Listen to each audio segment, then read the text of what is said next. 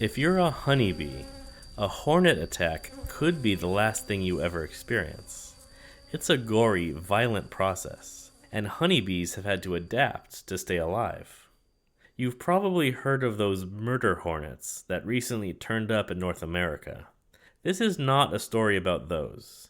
This research takes us east to meet their cousins.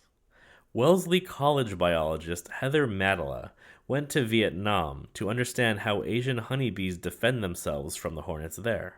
And in Vietnam, that's the giant hornet, Vespasaur.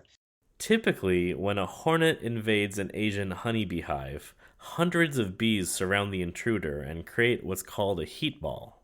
With the hornet caught in the center, the heat goes up and the oxygen goes down. The bees literally cook and choke the hornet to death.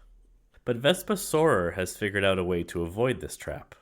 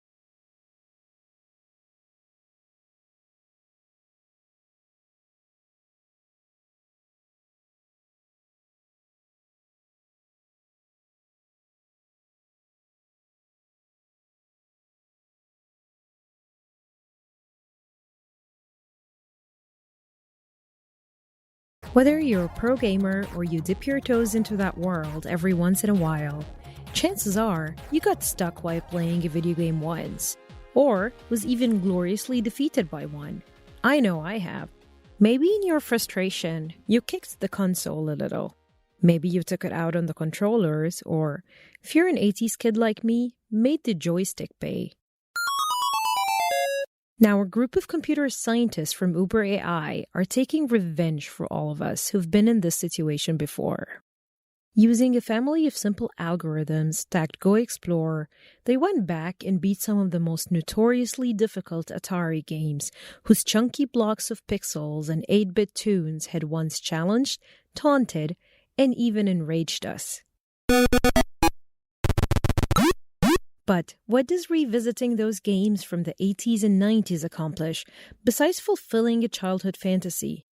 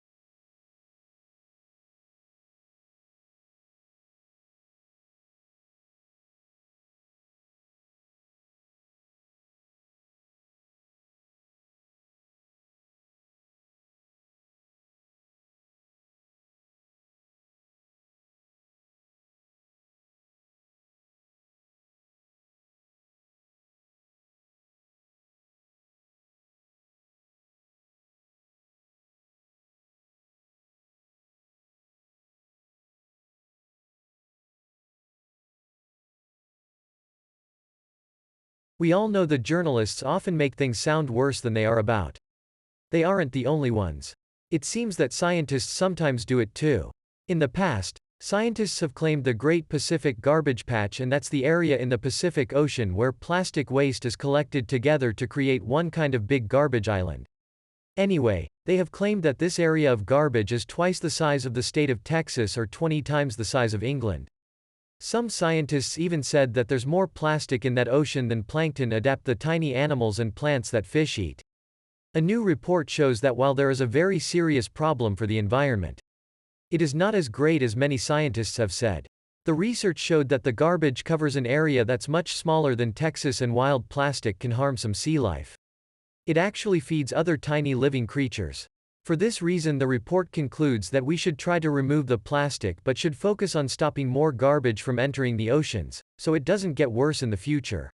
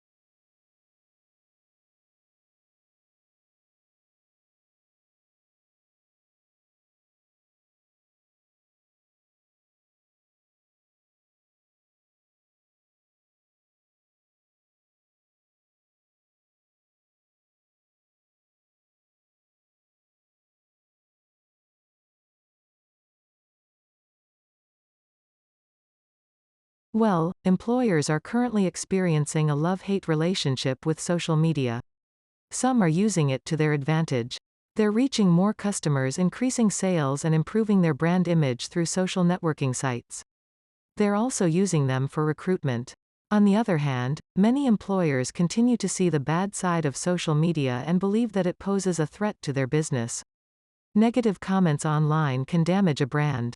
And employers also worry that employees might spend too much time online during working hours, stopping them from working effectively and completing all their tasks. But this problem provides employers with an opportunity. Employees who spend a lot of time on social networking sites do it because they're bored, they don't feel challenged, and want to fill their time.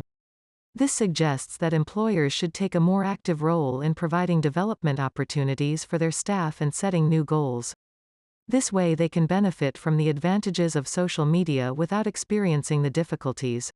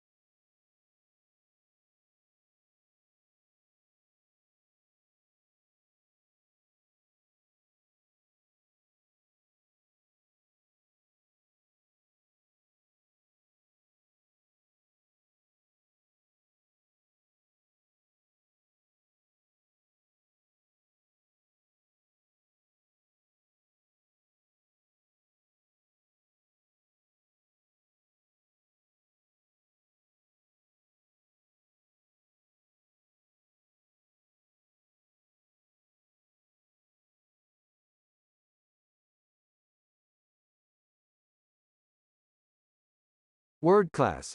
If you are unsure of drawing directly in pen ink, start off with a light pencil sketch. This will allow you to make sure that your proportions are corrected and you are happy with the composition. Take a few minutes to study your subject. This term, violin and chair. Notice how the straight lines of the chair differ from the curves of the violin. Once you are ready to begin drawing, define the shape of the chair with clean straight lines. Then add contrast by drawing the outline of the violin with gently curved lines. You may have to apply more pressure to the nib when drawing curve ends to allow the ink to flow easily. When you draw the outlines of both objects and in the finer details such as the seat of the chair and violin strings, suggests the texture of the woven seats by using light and dark strokes of the pen.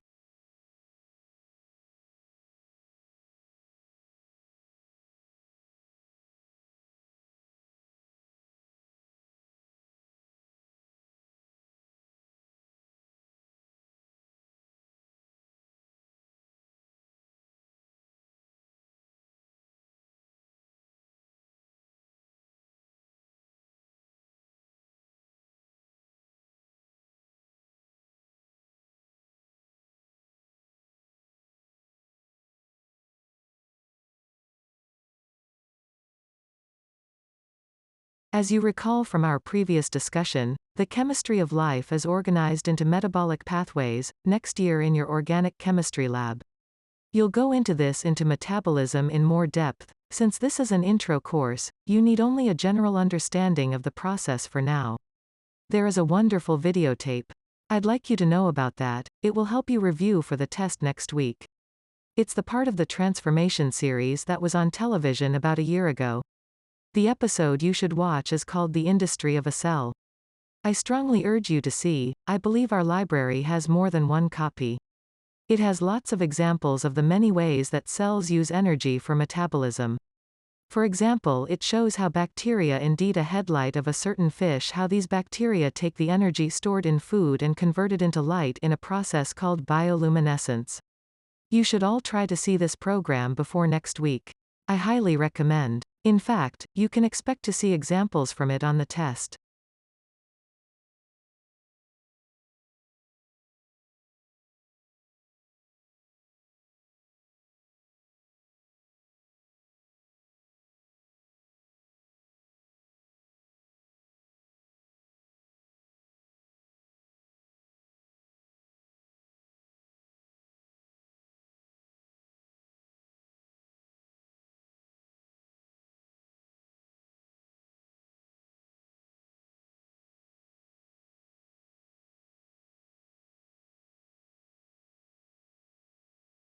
Today we have Paul Whitner, Head of Theater Studies, here to tell us a bit about the Theater Studies program.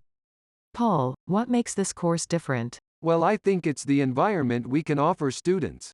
We're a relatively small conservatoire and we offer superb courses in a number of subjects with an opportunity for performance.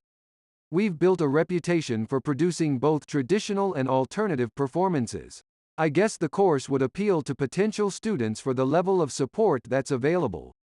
And I mean from the tutors as well as from the fellow students and alumni, there's a real sense of community. So what are you looking for in prospective students? I guess we're looking for people who are able to cope with the high demands that the course will put on them in that way.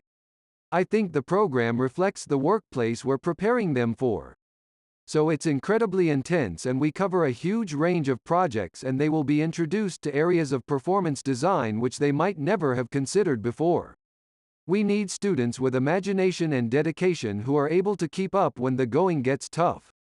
It can be demanding, but we have to remember that the college enjoys an excellent reputation for student retention, student satisfaction and student employment after graduation.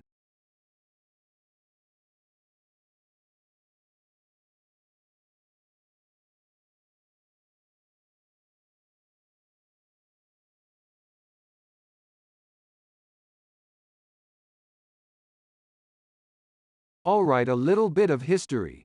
Well, the current debate that we're having is a uniquely American phenomenon, uniquely American because voting machines don't exist in most of the rest of the world, including Western Europe, where one might think we find them. We really only have voting machines. Think about a third or a half of South America uses voting technology.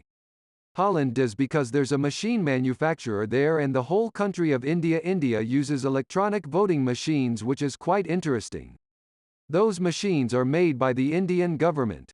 But other than that, everyone votes on good all-paper ballots.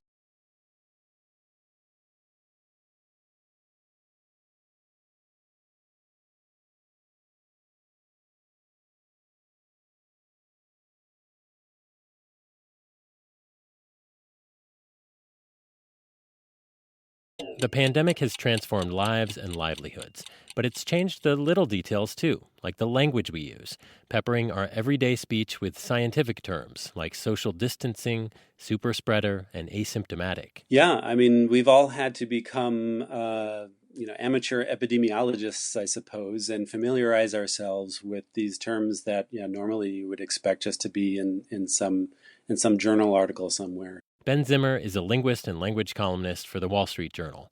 He says a lot of the words that came up fresh to many people in 2020 had existed in scholarly literature for decades. So, for instance, contact tracing is actually attested from 1910.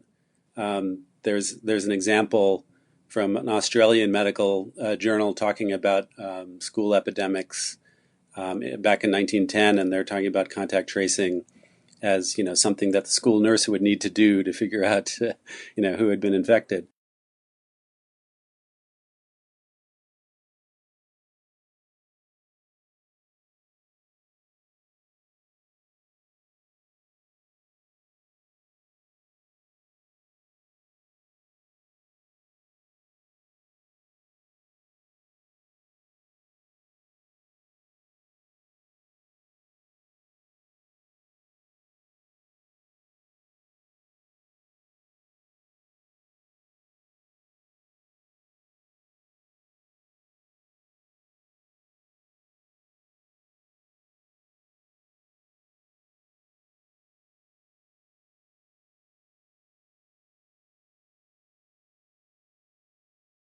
Anyone who's tried to learn a new language as an adult knows how hard it can be, and usually the ability to comprehend someone else comes before the capacity for speaking the new tongue. When you're listening, you can kind of gloss over the details, so you may not need to understand every single syllable, every single word perfectly. Cognitive neuroscientist Shipra Gurunandan of the Basque Center on Cognition, Brain and Language. But actually speaking a new language fluently takes much more work. Adults are not quite able to reproduce or really hear foreign sounds. Gurunandan suspected that as we learn, the relative ease of comprehension might be explained by changes in the area of the brain that processes language.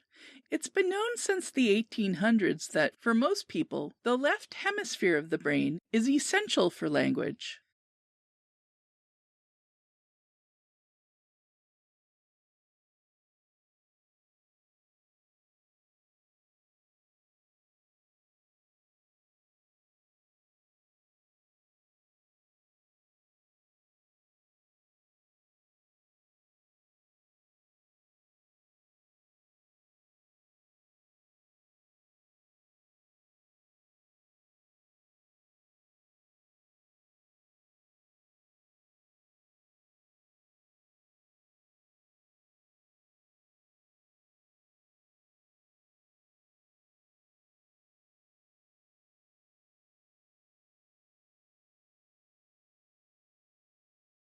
It isn't clear why or how the poop shield works, but Madela suspects that there must be some chemical inside the poop, presumably derived from the plants that the animals originally ate, that either actively repels the hornets or camouflages the scent of the bees' nests.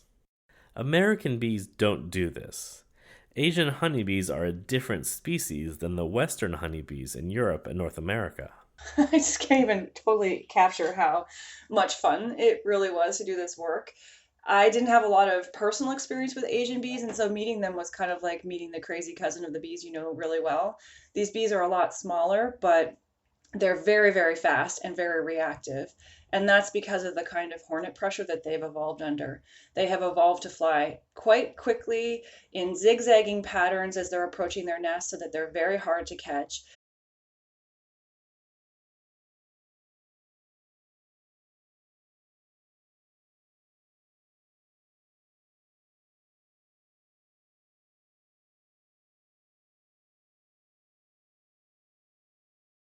When AI processes images of the world in the form of pixels, it does not know which changes should count and which should be ignored.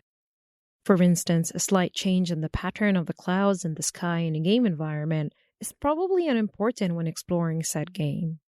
But finding a missing key certainly is. But to the AI, both involve changing a few pixels in that world. This is where deep reinforcement learning comes in. It's an area of machine learning that helps an agent analyze an environment to decide what matters and which actions count through feedback signals in the form of extrinsic and intrinsic rewards. This is something that animals basically constantly do. You can imagine if you touch a hot stove, you immediately get a strong negative feedback signal like, hey, that's something you shouldn't do in the future. If you eat a bar of chocolate, assuming you like chocolate, you immediately get a positive feedback signal like, hey, maybe I should seek out chocolate more in the future. The same is true for machine learning. These are problems where the agent has to take some actions and then maybe it wins a game.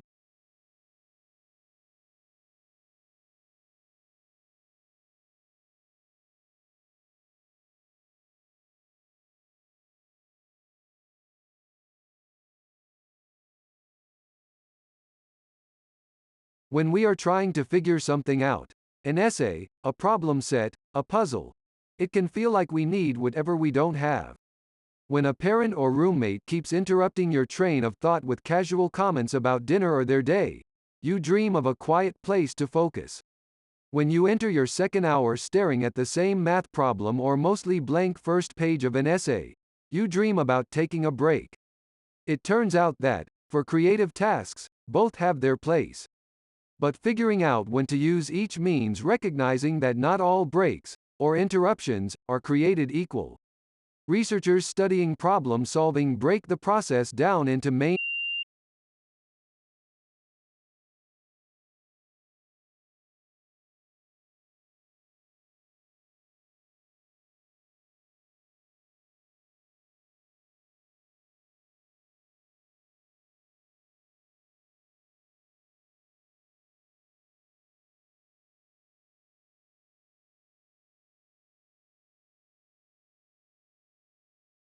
Some experts predict that as electronic devices become more popular, our sleep will be interrupted even more. But there are things we can do to get a better night's sleep. They say turning off screens at least an hour before going to bed is a good idea. You can also dim the lights and darken backgrounds and hold screens away from your face, or swapping a tablet for a real book can make a difference. So if you can keep these things in mind, you'll not only get a good night's sleep, but